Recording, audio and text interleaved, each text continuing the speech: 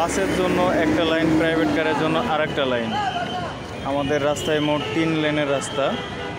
তো রিক্সা, সাইকেল তাদের জন্য আরেকটা লাইন রাখা হয়েছে।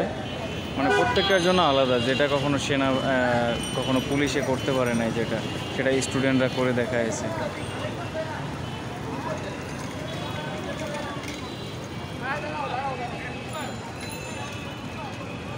কেউ যদি রাস্তা পার হয় তাহলে তাকে রাস্তা পার হইতে সহযোগিতা করা হচ্ছে।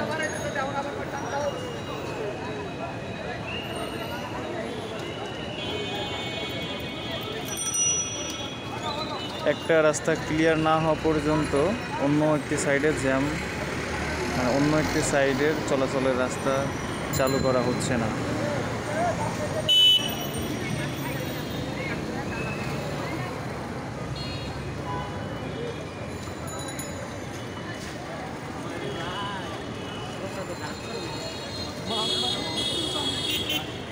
তবে একটা বিষয় হলো, যে কোনো রোডেই যদি অ্যাম্বুলেন্স আসে সেক্ষেত্রে তাদেরকে প্রায়োরিটি বেশি দেওয়া হয়, যেটা কখনো ঢাকাতে হয় না এর আগে।